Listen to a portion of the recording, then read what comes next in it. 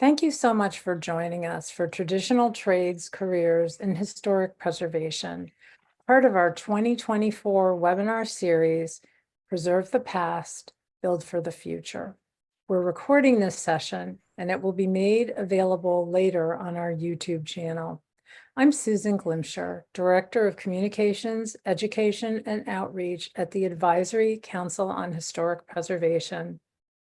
The traditional trades field is a great career option for students or anyone looking for hands-on engagement with properties within historic preservation. The traditional trades is a diverse field that includes managing, documenting, restoring, and adapting historic places. From the private sector to government agencies, employers are looking for those with specialized skills to preserve our built heritage. Before we start, a quick word about the ACHP. The ACHP is an independent federal agency that promotes the economic, educational, environmental, and cultural values of historic preservation. We also advise the President and Congress on national historic preservation policy. The agency is comprised of 24 statutory members and is the only federal agency whose sole mission is historic preservation. A large part of our work is overseeing Section 106 of the National Historic Preservation Act, which requires federal agencies and all those receiving federal funding or federal licensure to consider the effects of to historic properties when carrying out their responsibilities and missions. This webinar series fulfills several aspects of our mission: to educate the public about historic preservation, to bring young people into the field, and to build a more inclusive preservation movement. We've had a great lineup this year for Preserve the Past, Build for the Future. We have one remaining on Tuesday, May 21st. The title is Disappearing Indigenous Heritage, Climate Change, and Community Displacement, and it's going to be a really good one. The webinar will start at 2 o'clock Eastern Time and last for 1 hour. You can register for this webinar on our webinar page, and we will be putting the link in the chat now for you to do that. Also, you can find recordings of our past webinars there as well. We are excited about today's guests, and I would like to introduce them to you, if they're all on camera. Moss Rudley, Superintendent of the Historic Preservation Training Center in Frederick, Maryland. Natalie Henshaw, Director of Historic Trades for the Campaign for Traditional Trades at Preservation, Maryland.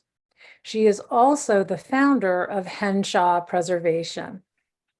And Tom Eiceman, Archives Lab Manager at the Veterans Curation Program. Welcome to all three of you, and thank you for being here today. Before we begin, to our participants, if you have any questions or comments, please go ahead and put them right in the chat box. Once the speakers have finished, my colleague Lynn Richmond will pose your questions directly to the speakers. We usually have a lively Q&A, and we hope to continue that tradition today. Now let's begin with Moss. Welcome. Well, thank you, Susan, and thank you for the Advisory Council on Historic Preservation for having me today. My name is Moss Rudley. I am the Superintendent of the Historic Preservation Training Center of the National Park Service. And just to kind of give everyone an understanding of the Historic Preservation Training Center, we are an organization, an outfit of the National Park Service Washington Support Office. We have been in operation for 47 years, since 1977. In doing so, our full mission is dedicated to the safe preservation and maintenance of national parks, partner facilities by demonstrating outstanding leadership, delivering quality preservation services, developing educational courses to fulfill competency requirements in the field of historic preservation, risk management, maintenance, design, and construction. We do this by utilizing historic preservation projects as the main vehicle of teaching preservation philosophy and building craft technology and skills. Our experiential learning approach emphasizes flexibility in addressing unknown conditions encountered during historic preservation projects and assuring that the goals of those projects are met. Well, that's a lot. And how do we actually do that?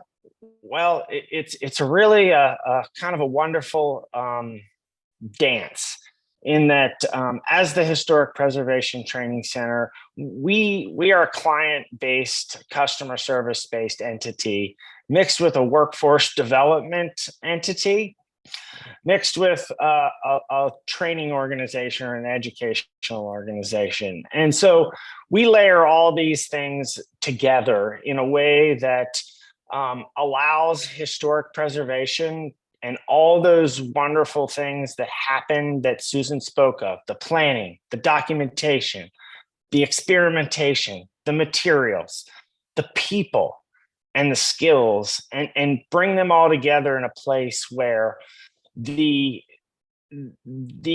experiences can happen in a real world learning experiences. So you take an example of what is an in-kind material, or how do we move and apply standards when you're standing there facing a building and the walls are opened up and doing it. So it is a real kind of opportunity to allow your hands to touch buildings, allow them to use tools in a way that is unique to the traditional trades that built America, and allows you to give back in a way that is for a greater purpose than yourself. And so I think of no other place than joining a historic preservation project that you can actually touch and feel history, and then to the point of this, allow your own touch on it and see your own skills grow, because as that workforce development component continues to thread through here, you are the future of historic preservation, and along the way we all make our marks in carrying that torch for a community, for a nation, or even for just ourselves. And so the careers that the National Park Service has in historic preservation are very unique. As one of the lead cultural resource agencies and the protector of the stories of America and the sites and the places, those individuals that delve and work for the National Park Service find themselves wrapped around historic preservation in all kinds of different ways. And so the Historic Preservation Training Center, as a result, has really embraced this and realized that to build a workforce, you need to start early. You need to build a large bench. And so it's been through this desire to engage youth, the next generation, and others, that building that bench, that large bench of opportunity. And it's a place where people can play and get experiences and see where in historic preservation their skills might best sit, or where their passions may best lie.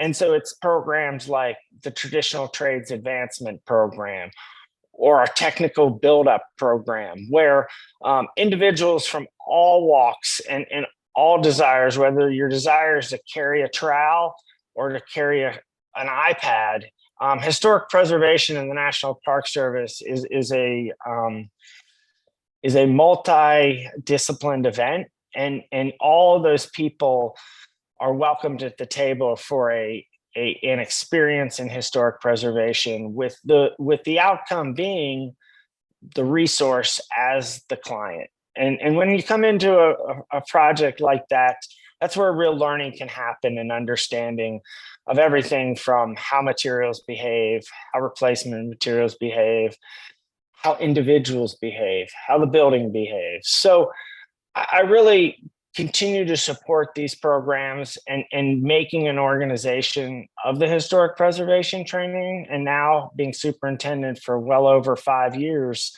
I've seen and been able to place opportunities for a whole larger group of individuals to join this experience. Things like the Great America Outdoors Act that was passed by Congress in 2020 have really opened up funding to expand our operations, to give more opportunities to individuals in the field of historic preservation.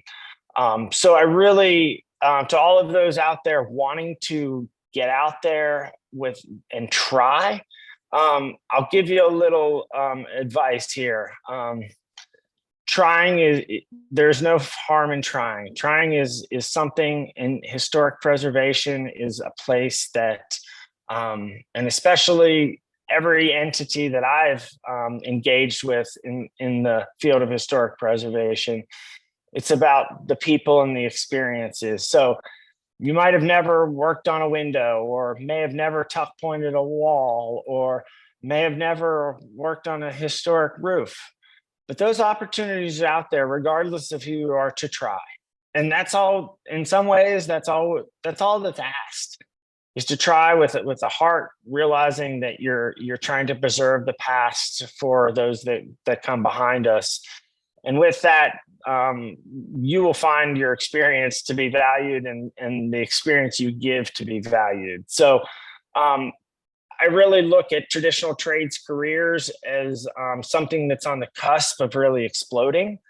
You'll hear later about all the real data and opportunities out there in this field, and that there is a place for trades workers all across this country to join this movement and be part of things like saving your community, or protecting from the environment, or just learning a new skill so that you can have it in your toolbox for the rest of your life. So certainly, I really encourage you to reach out, find your experiences, and then also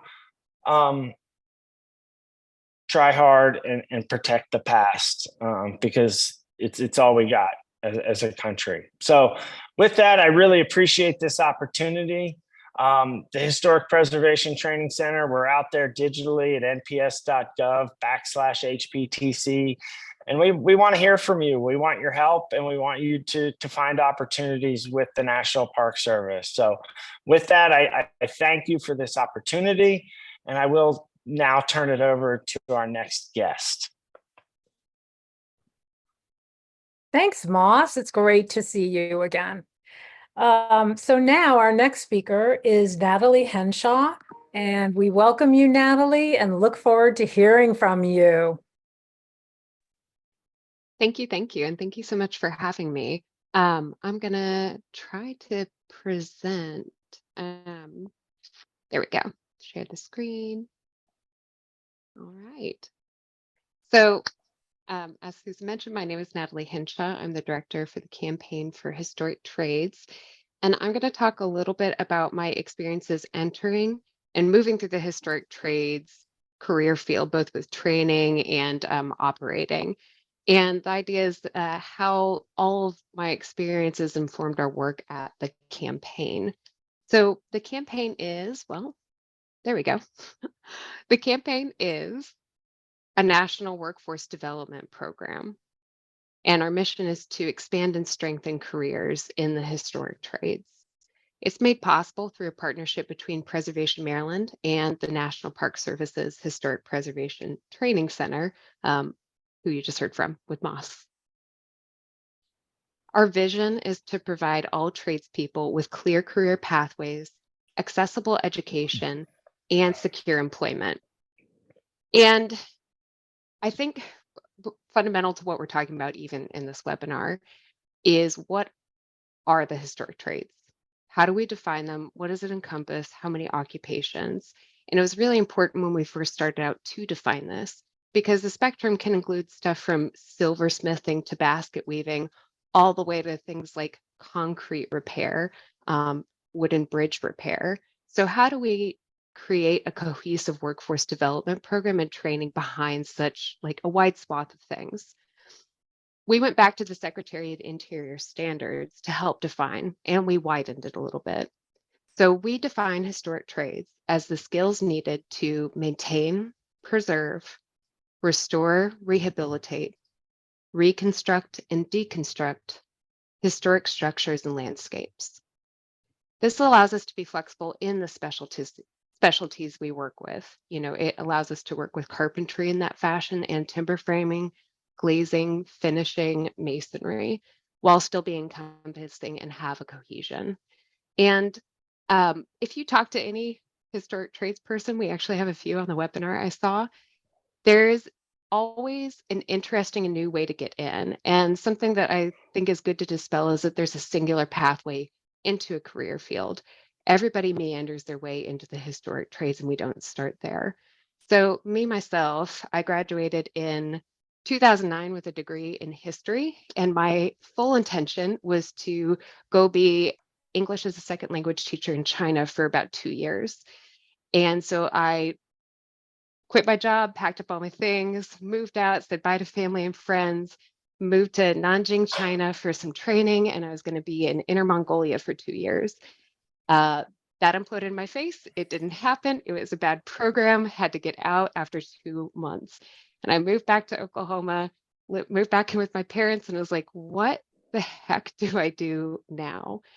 And I think an important takeaway for anybody looking into a career field is that, you know, a plan not working out isn't the end. There's always something else. And it allowed me the opportunity to really think about what I wanted to do with history. In this photo on the right, it's me at the Forbidden City, and I had the fortune to have that be the second time I got to go. And if anybody knows about it, it's a huge imperial palace in the middle of Beijing, huge. The public area is only open to a small number of people. And on that visit, I started looking at all the features and the architectural details and started thinking about the people that get to maintain it, the people that actually get to go in there and save the finishes on those interior palace buildings, who get to preserve the stone carving that I'm touching, that get to work on the clay tile roofs. And when I was trying to pivot into a new career, I was like, that's what I want to do. I want to be that person who gets to go to the Forbidden City and save those things. So I tried to figure out how, and it wasn't straightforward. I did a lot of searching online and I found Savannah Technical College. It's still a program in Savannah. It's 2 years associates. So I got my master's, went back to get to my associates. I had no experience in construction. And this is a really good program because it's what we can call a toe dip. I learned a little bit about a lot of different things. I had the opportunity to do dry stone walling, blacksmithing, plasterwork, stained glass, windows, carpentry, timber framing, bricklaying. I learned some important things like I don't want to be a plaster. Great to know before I go onwards. But it also got me into a really important network where within 6 months of being in the program, I was working in the field, and I have continuously worked in the preservation trades field since that moment. There's never been a time where I haven't had any type of work. So also while I was a student, I actually got the opportunity to be an intern at the National Park here in Savannah, Fort Pulaski. It was heavily focused on masonry work. And I think it was a really important on-the-job learning experience for me, because as much as we learned about things like lime mortar in the lab at school, using it in application was very different. We had to think about things like the wind, the sun, the salt. It's right on the ocean. So how does this brackish water interfere with it? How do we control that moisture? How do you work with other crew members and see what they're doing and make sure there's cohesiveness? How do you talk to all the guests coming through asking if you're like looking for buried treasure in the walls? Those are just not things that you're going to learn in an educational setting, but are really important to learn on the job. I also got to do things like hang out with alligators in the moats and watch the big ships go by. So what Moss was saying about some really special places in the country, working with the national parks affords you some very special opportunities to learn and be in wonderful places. After graduating, I worked with more of a commercial contracting firm. This was also very good on-the-job learning experience for me about commercial construction settings, which I was very unfamiliar with. So how do you coordinate with these different trades? How do you manage it? How do you work with more modern construction in a restoration setting? Over here on the left, while we were working on some of the brickwork, they found some random granite steps. And the owner worked with the architect to decide what should we do with these granite steps that were not part of the plan. And then how do we work that in with the superintendent and these other subs and into these scopes of work? So it really was good lessons in the functionality of how all these things happen on larger construction sites. After that, I worked with a nonprofit named HistoriCorps. It's based out of Denver, Colorado, but they work on public lands projects throughout the country, primarily with the U.S. Forest Service, but not exclusively. Most of the projects I worked on were volunteer based, so we would lead volunteer crews. They have more offerings now, but you can still actually go onto these projects and volunteer if you're looking for experiences. And I consider this more of what you would call an apprenticeship. I got to work over a lot of different months, one-on-one with project supervisors in a lot of different things. On the left, we were out on a fire lookout tower in Colorado where we had to hike up with all our materials and do concrete restoration. Top right was West Virginia doing cedar shake roof. The middle one was in Alaska where we were restoring a log Adirondack where we had to go use hand tools to fell our own purlins and rafters. And the bottom right was in Virginia. We had to rebuild this brick foundation. It gave me a lot of very good learning opportunities one-on-one, but it also helped me transition into more project supervision and education. At every point, I was helping lead the volunteers and lead them through understanding and learning new things. As basic as, how do you climb a ladder? We would have people who hadn't ever climbed a ladder before, to how do you lay brick walls and match mortar? So that learning experience was great on the educational side and also transitioning to that project supervision side. I did that for about 5 years on and off, and then I came back to Savannah more permanently. And I had founded my business in job preservation in the off seasons doing masonry windows. And I transitioned just to window restoration, partly because the market forces here, but also there's so much work. There are so many windows to restore. And if anybody knows him, Patrick Kennedy advised me to do this because he was like, once you start one window project, they just don't stop. And he was correct. At the same time, I actually ended up going back to Savannah Tech to do teaching. So these are some of the classes that I was teaching, and we were working on masonry, pouring concrete, laying brick.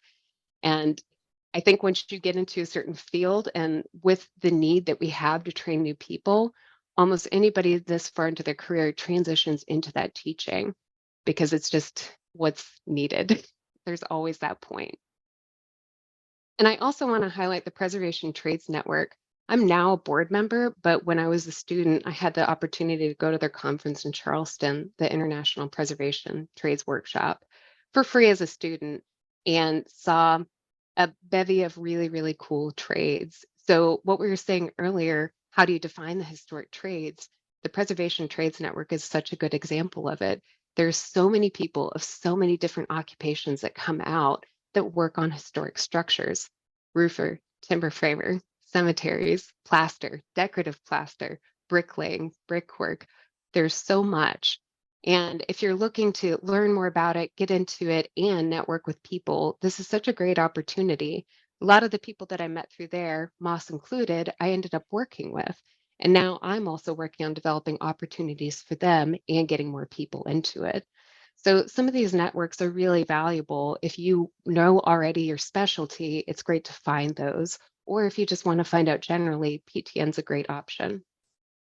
So how that translates into what we're doing at the campaign, we're developing pre-apprenticeships and integrating with existing programs. A pre-apprenticeship contributes towards the apprenticeships that we have registered. What I mentioned earlier about it being really important to learn on the job, education is important, but on the job training is also very important. So making sure that these programs that have training also lead into apprenticeships. Apprenticeships define those occupations. So if you do want to do window restoration, it shows, how do I become a historic window technician? How many years does it take? What do I need to learn? And what education do I need? And what do I get paid? Who can I work with? In tandem, we're making open education resources. It's needed for both of those components, but also if you're just interested in learning about different topics, it'll be open and available for you to learn about them and how that translates into qualifications. So if we're defining those qualifications with apprenticeships, we can create professional qualification standards. So I encourage you to go to our website. It's historictrades.org. I'll add a link, but it has a lot of this available for you to explore and also contribute. We have an opportunities page with a map that you can search for different workshops, classes, jobs, internships. You can also post on there. So if you know of one, please submit it. We also have a drop-down resources tab that has a whole bunch of information about different education training providers, as well as scholarships, fellowships, and those networks I mentioned. So thank you so much. I hope I didn't go too far over. I really appreciate the opportunity to talk about the campaign, and we'll transition over to Tom. Thank you so much, Natalie. That was actually really interesting. What incredible work you guys are doing. Really impressive. So now let's turn to Tom Eiceman of the Veterans Curation Program. Welcome, Tom. Thank you very much for having me, and thanks to the ACHP, and thank you to everybody who's here. So like you say, my name is Tom Eiceman. I am a lab manager here at the St. Louis Veterans Curation Program. I handle the archive side of the house. It's funny, Natalie was talking about how we all kind of come to what we're doing right now through a sort of circuitous route, and I did the same thing. My background is actually in archaeology and architectural history. So I worked for several years in the field doing architectural surveys and archaeological surveys. And then I came here mostly to get out of the rain and the wind. And before this, I had really only had a little bit of archival experience during an internship in grad school. It was mostly museum focused. So I've learned pretty much everything that I know about archives work here at the VCP. So I can say that I've been trained by the VCP in the same way that we train our technicians here at the VCP. So with that, I'm going to start presentation here. All right, so I'm going to tell you today a little bit about the Veterans Curation Program, what we are, what we do, and why this is an incredible program. So this is a program that was started by the Army Corps of Engineers, specifically, let's get through some of these in the interest of time, the Mandatory Center of Expertise for the Curation and Management of Archaeological Collections, the MCX-CMAC, which is located here in St. Louis. Basically, it's their job to take care of the Corps' archaeological collections and document collections. So the reason that this exists is partly because of CFR or 36 CFR 79. But really, the issue is that this program was created essentially for veterans. So the man who created the program was the director of the MCX-CMAC at the time, back in 2009, Dr. Sonny Trimble. He knew that he had sort of two problems that he was encountering. There's a larger story to this that I'm not going to go into right now, again, in the interest of time.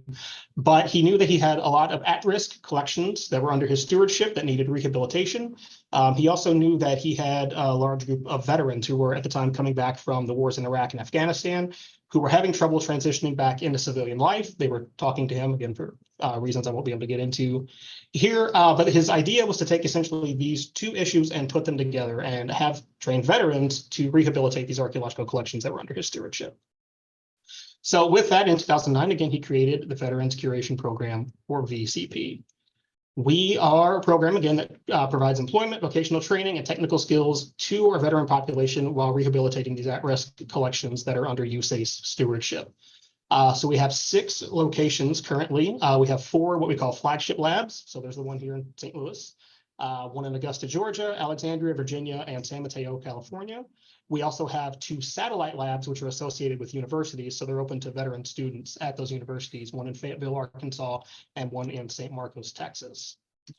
So what these guys are doing when they come into here, this is a 5-month-long, so a temporary job essentially, but it is a paid gig for them. What they get to do is come in and we basically give them a crash course in artifact and archival curation.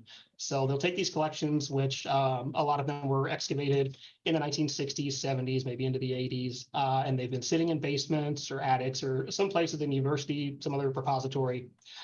They're not necessarily in archivally sound containers. They lack proper labeling. We don't know what the contents are specifically. They might be overpacked, there might be damage, etc. And we have them rehouse them all, put everything into archivally sound containers, give proper descriptive labels to everything by artifact class or material class, excuse me, artifact description, etc. Everything goes into proper bags, boxes, and so on. Everything then gets put into a database, so it's fully searchable from there. We create a collections management report, and so on. We do the same thing on the document side of things, and specifically, these are archival collections that are associated with those artifact collections. So this is all the paperwork that us archaeologists are generating in the process of going through an archaeological investigation. Excuse me. So again, we have non-archival containers. Things might not be stored properly. As you can see in some of these photos here, they may just be kind of languishing in drawers and big piles. Maps might be rolled up or crushed, etc. Might be contaminated or dirty in various ways. So we will rehouse those, get everything labeled properly. We also train them to do some basic conservation work. So we're able to clean, mend documents, remove metal contaminants, remove tape, those kinds of things. Everything then gets digitized. So everything is scanned. And again, we create a database with all of that to make it searchable in the future. We also digitize a representative sample of our artifact collections. So these guys get trained in museum grade photography. We have one of the best setups, honestly, that I've ever seen in my life, especially speaking as an archaeologist. The artifact photos that we take here are incredible. So why would we do this? Again, like I said, Dr. Trimble had noticed that there were a lot of veterans who were having trouble transitioning back into the civilian world, or in some cases, they might have been gone into a career and then found that that career just wasn't working for them. And so they needed to do something new. Either way, our goal is to help these guys transition from whatever they were doing into whatever it is that they want to do in the future. So while they're here with us, they get to learn computer database management, records management. Again, they get to learn artifact photography, scanning. They get proficiency in the full Microsoft Office suite, as well as things like Adobe Acrobat Pro and Photoshop. Again, learn processing and organization of collections, good knowledge of our archaeology and history, as well as just being able to work in a professional office environment, which is something that a lot of them may not have done before. And one thing that's really important for them is that they get to do so with other veterans. It's one of the things they did tell us over and over again, is I really like the fact that when I came into the program, I was with other veterans. It makes them a lot more comfortable. They are able to take those skills in a lot more easily that way.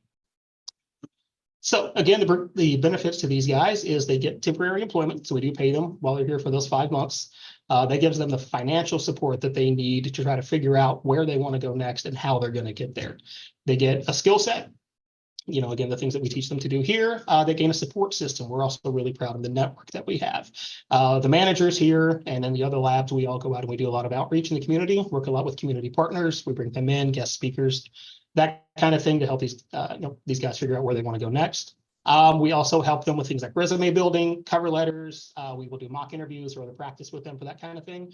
Basically, the entire job search process, whatever it is that they want to do, we're going to help them from the very beginning until hopefully getting a job, or if education is the goal that they want to get into, then getting into school, figuring out their veteran benefits, GI Bill, so on, that kind of thing. We also offer flexible scheduling. One thing we like to call it a breathing room. Basically, we give these guys who, being veterans, they may have a lot of VA appointments, going to the doctor, going to counselors, those kinds of things. And we're able to work with them so they can come in and work around those things so that they don't have to make a choice, again, between going to the doctor and going to work, so they can figure out how to get where it is that they're looking to go.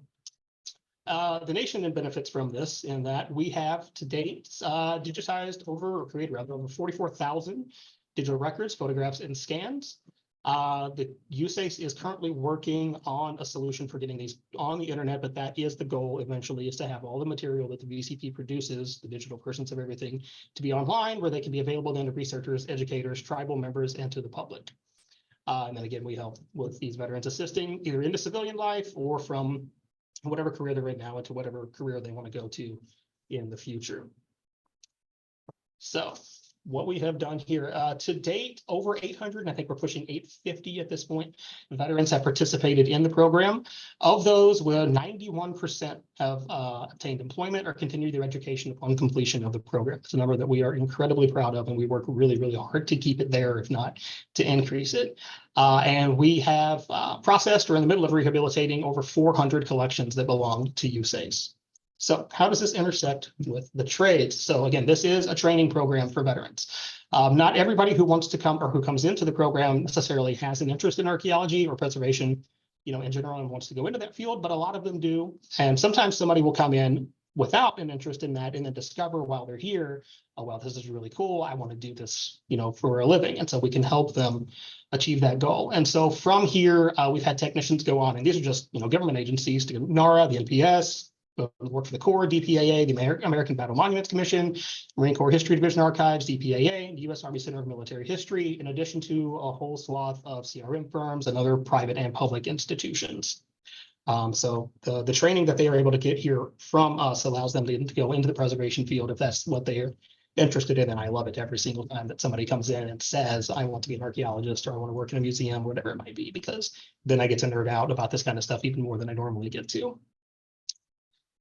So if you are interested in the program, or if there's any other questions that you might have after the Q&A here about what we are and what we do, you can visit our website, check out our Facebook page, and I've got my contact information there. You're welcome to give the lab a call or send us an email anytime you like. I'll drop these into the chat in just a minute, but that's what I have for you all. Thank you very much for having me, and I will pass it back for the Q&A.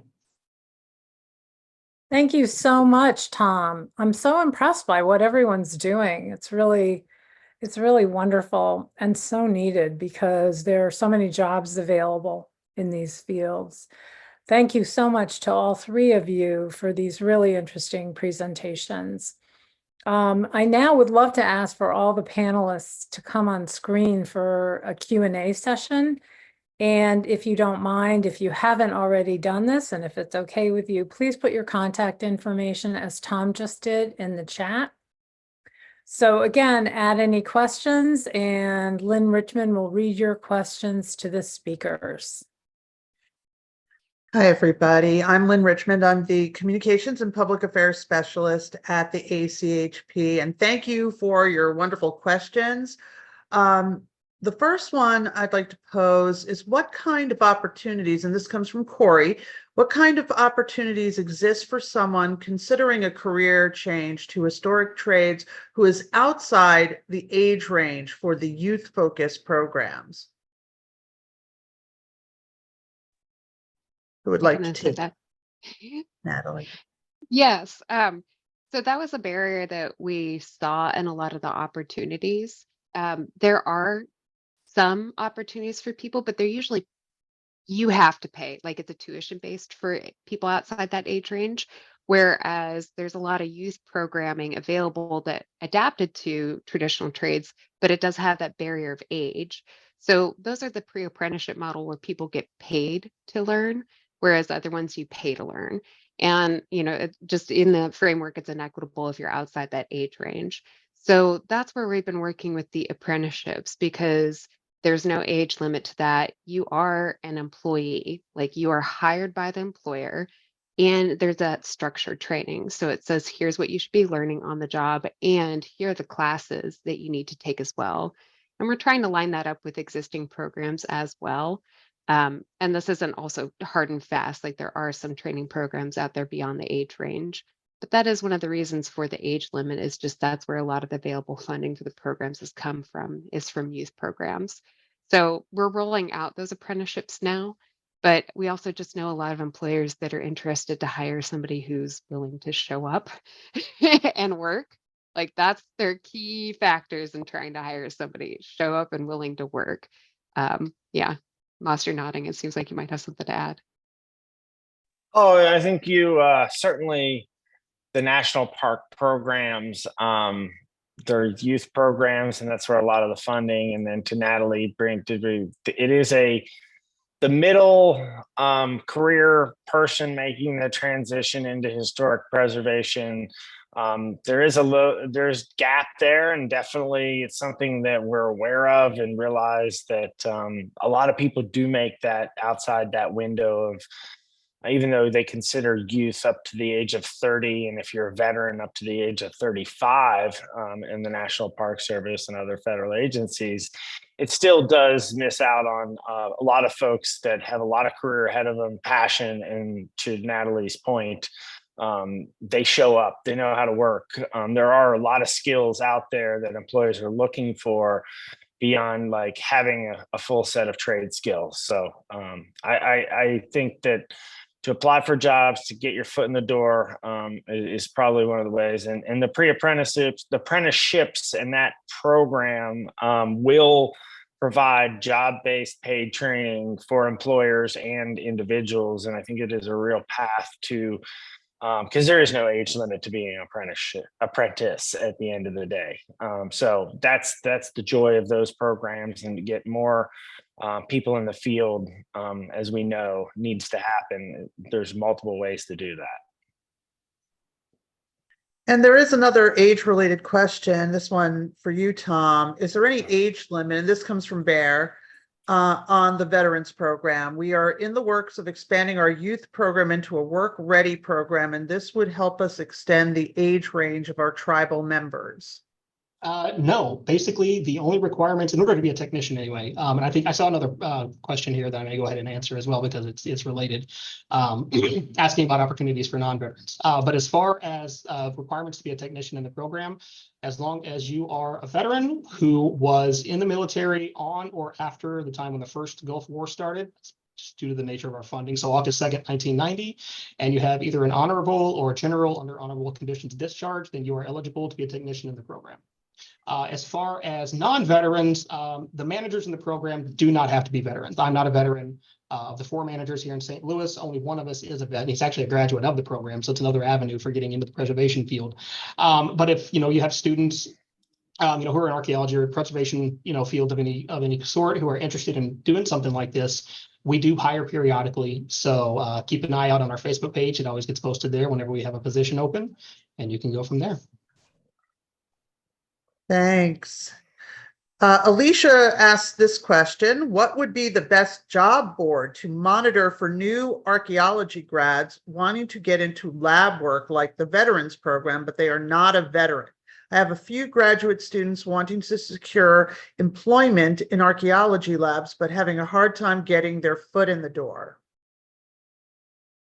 Well, that's a loaded question, because there are so many different places that you can go for information. So I'm counting on everyone here to put in some information about things that they know about. And I am also going to add to the chat while you guys are talking, the ACHP has a workforce development page. And on it are organizations like, for example, a group called Conservation Legacy. And there are absolutely hundreds of jobs available, many of which are related to archaeology, and they take place all across the nation, and many of those are also paid. So I'm going to put that in the chat and turn this over to the rest of you.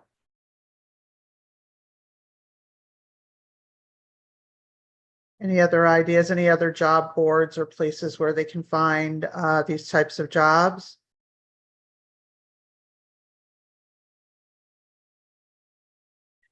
Okay, I have another suggestion. If you actually Google things like archaeology or trades training intern, you may come up with things on Indeed or other websites like that. Shall we move on to our next question? This one's from David. If someone was interested in establishing a local municipal regional trades program and is interested in establishing a basic curriculum and material needs for budgeting with the aim of fundraising grant writing, is there a basic structure that could be used as a model? Anybody got an answer? Yes. Emily. Yes, in a non-answer way, so I apologize in advance. Essentially, where you really need to start, not so much as the curriculum, but finding employers in your area, because any workforce training program needs to lead to employment. And what we've seen in a survey that we did of educational programs is a lot of time there was the sense of a need for training. A program was established, but without that connection to employment afterwards, a lot of the times those programs closed. So before investing any of the time into developing a program, first find the economic basis for it in your area and connect with those employers and find out what they need, because then you can develop an appropriate curriculum to meet their needs, an appropriate training program. As I mentioned, we had an employer panel at an event, and everybody was very surprised to hear most employers just wanted somebody who would show up. Like they would take that. So it might be just you need to find the employers and do a basic pre-apprenticeship job readiness skills program rather than going down the road of developing a historic trades curriculum. They also might need something that's specialty. So you might be in an area that needs like Adobe. We're talking to somebody in the Southwest about that. So they're working on an Adobe specialist program because there is an economic need. So even in that, you might need a more focus on the Adobe side than other things like timber framing.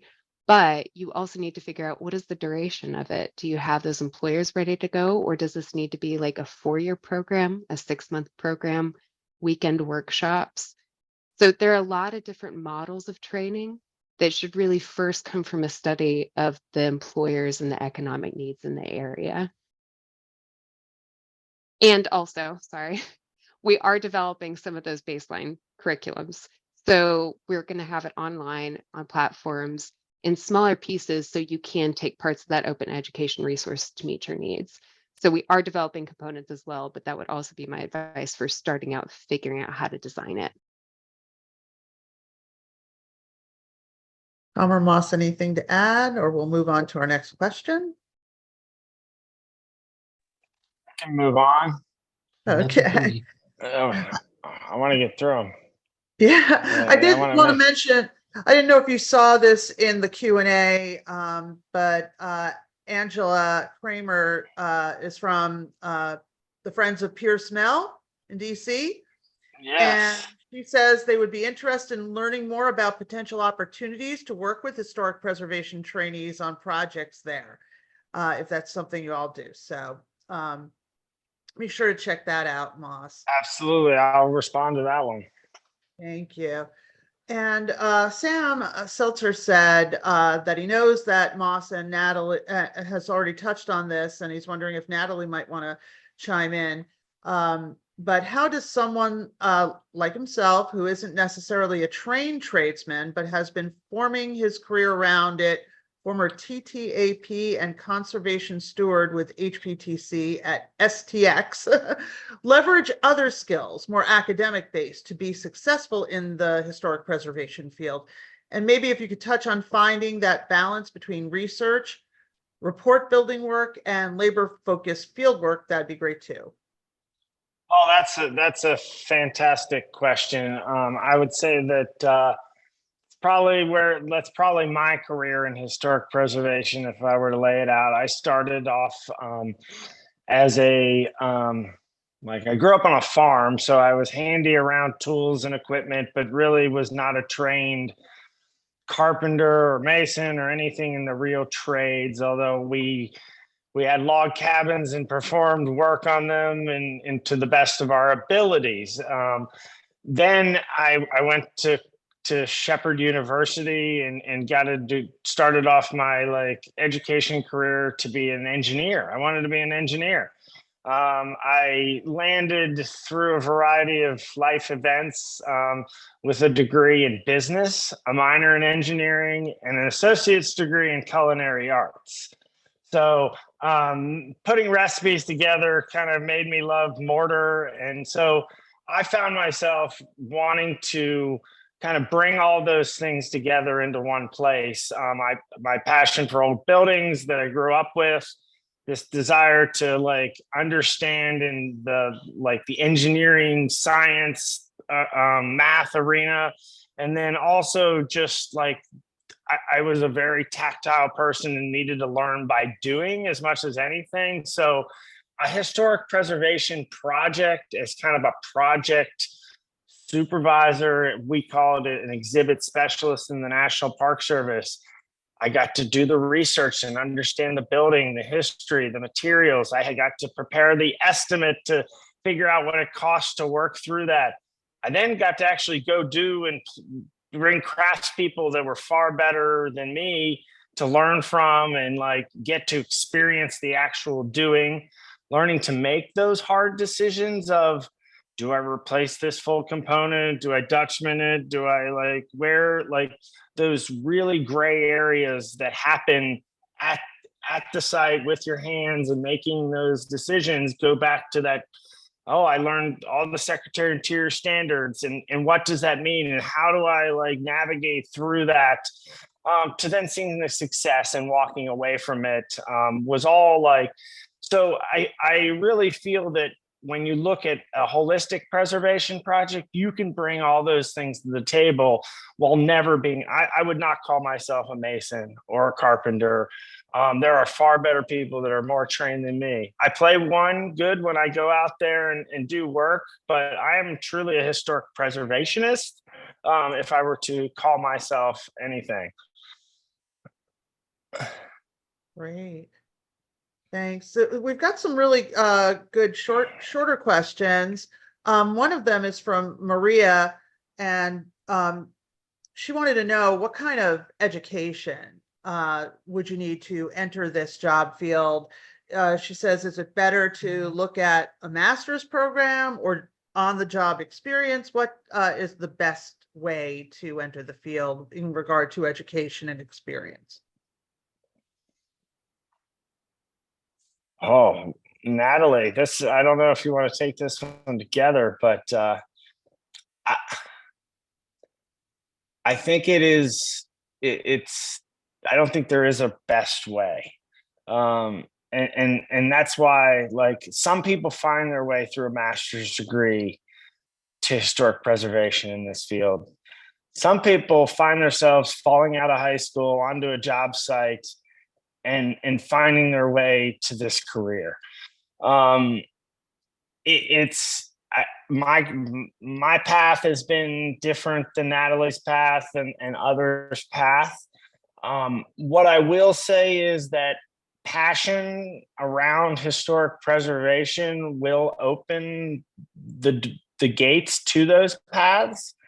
And to Natalie's point, joining places like the Preservation Trades Network, engaging with the campaign, being out there and like open to the opportunities. I think depending on understanding what you're trying to find in yourself, might help you find that which of those gates you want to head down. But to prescribe something as the best way is very hard for me to do. I definitely agree, Moss. So kind of my mantra with preservation is usually there's not one correct way, but there's some wrong ways, right? But the idea that there's the best way, there are a lot of different best ways. And something that we're working on that I think contributes to that is most of the preservation trades field, like contracting otherwise, is not set up in the same way as traditional employment fields. So we have a lot of people coming out of school who have like their resume ready to go and they want to submit applications to place and like, where are the employers? But that's not where the employers usually are looking. They're coming to us saying, do you know somebody? And they just want to talk. They don't need to see a CV. They want to understand what you're going to do, your interest, your passion, if you can show up. And even in getting the apprenticeships designed, a barrier we kept running into is that sometimes employers don't even have position descriptions ready. These are tradespeople who are usually on the job working, and they don't have that time to take away to do the administrative side of it, for better or for worse. So there's some of the infrastructure that needs to be set up to meet some of the modern ways people interact with employers. But for now, that networking key is really, key. And so as we learn about people, we can match them up. So we're trying to kind of bridge that gap of where employers can find people and people can find employers. But for now, the best way is getting out into some of these events and knowing people, because then you'll find that person that says, oh, I know so-and-so that needs to hire somebody, or I know HistoricCorps is looking for a crew leader. You should go talk to them. It's not the best situation, but like I said, we're trying to bridge those gaps. Yeah, no, I absolutely agree. Networking is huge. That's what we tell all of our technicians, is that, 85+% of jobs are gotten through networking. I got this job through networking. all four of the people in this lab, actually, the permanent employees, got their jobs through networking. And so, we work again to create as large a network as we can, but having a network and being passionate are absolutely key, regardless of what path you decide to take. Excellent. Thank you for those great answers. I know they'll be really helpful to everybody who's on. Kate asks, how do historic sites get one of these programs to come do preservation work? Is there an application form?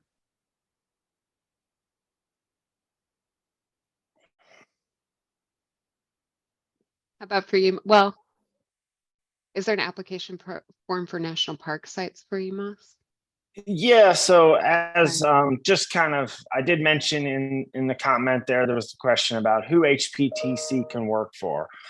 And as I mentioned, we receive very little funding directly from Congress to support our operations. Most of it goes directly towards our formal training programs. The rest of our operation is funded through those delivery of projects and taking on historic preservation projects, mostly for the National Park Service, but of our portfolio of preservation work, about 90 some odd% is with the National Park Service. The rest is with nonprofit, state, local, or other federal agencies. And we've worked for the Army Corps of Engineers. We worked for places like the Veterans Administration, or say Loudoun County, Maryland. Or Loudoun County, Virginia. It runs the gamut. We've worked for the state of Iowa. And so really it's about engaging with us, if you are one of those entities and are looking for preservation services that can bring with it the opportunity to train on those projects. The training classes that we do operate, and certainly using a project site for the sole purpose of training with the intent of trying to get things accomplished is a very slippery slope. And Natalie has some personal experiences in this, and I do as well. And that's why we try to bring and wrap training around this element of actual execution, to where at the end of the day, nobody wants to be left with half finished work and then trying to have to finish out what it is. So it's a great intent, but certainly my contact information is in there. And if you do want to have a discussion about a particular site or an opportunity, Natalie and I or myself, we can certainly help guide towards that.